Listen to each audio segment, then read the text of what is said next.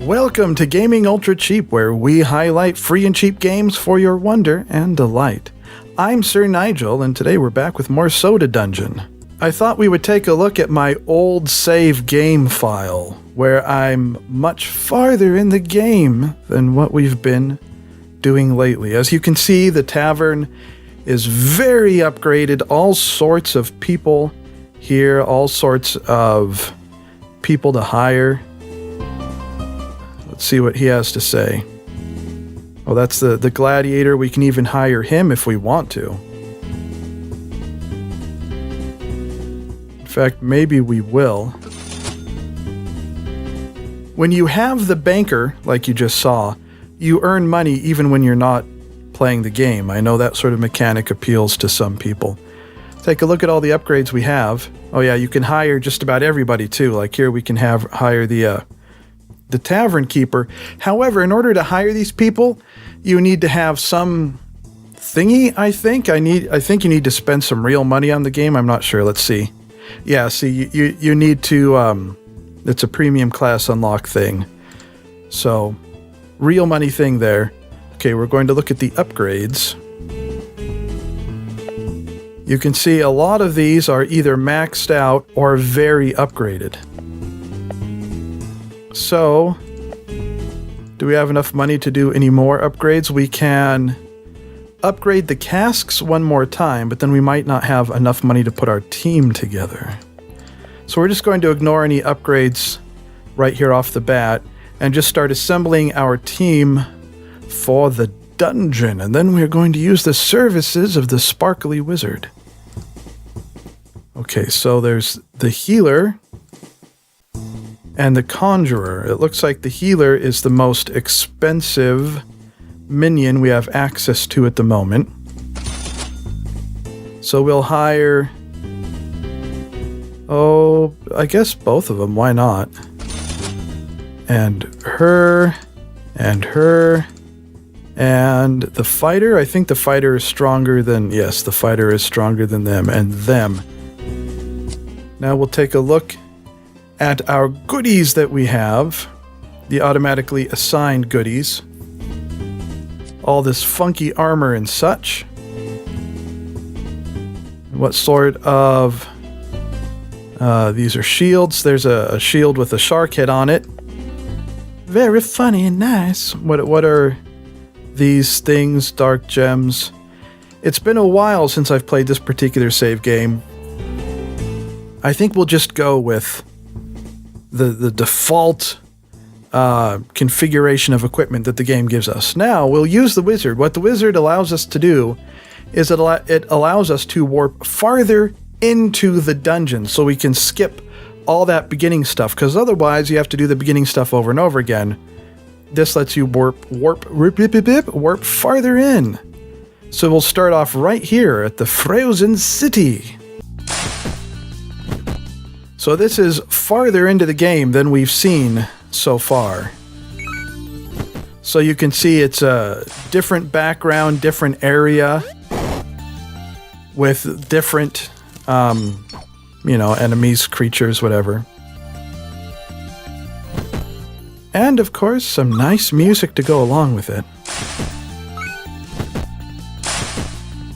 I haven't really studied the story of this game, if there is such a thing.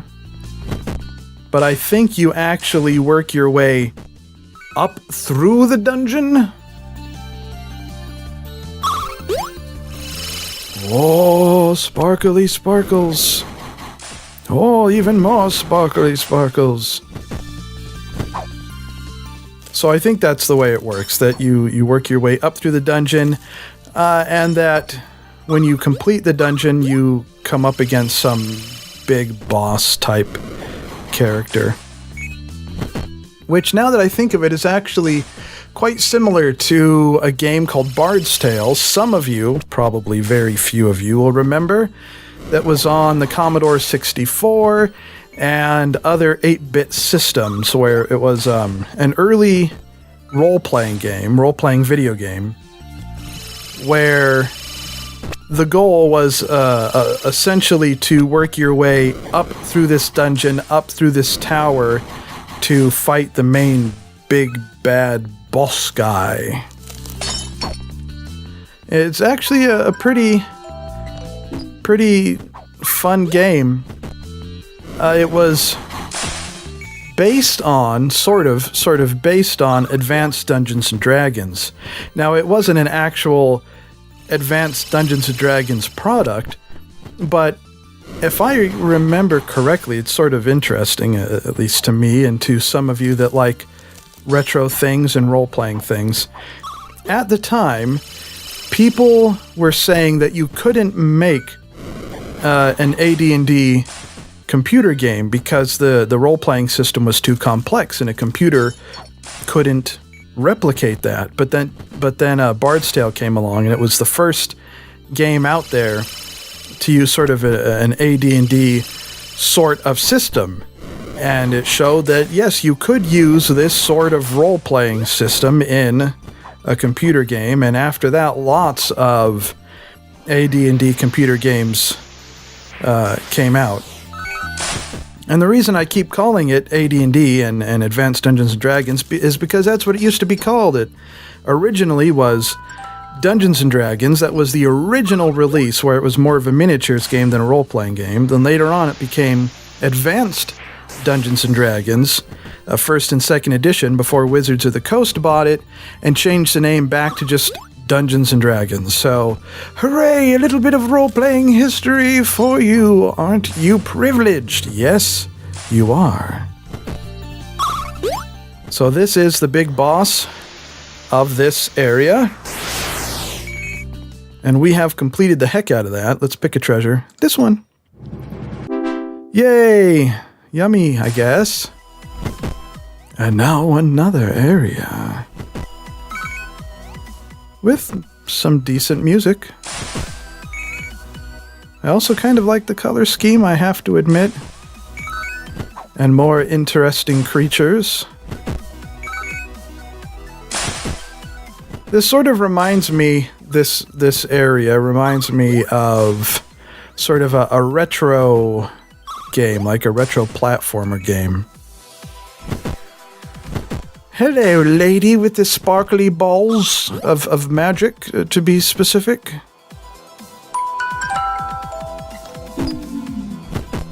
So how far can we get in this particular dungeon area? Oh, very nice. We're gonna have a ton of gold and stuff after we complete this particular dungeon adventure.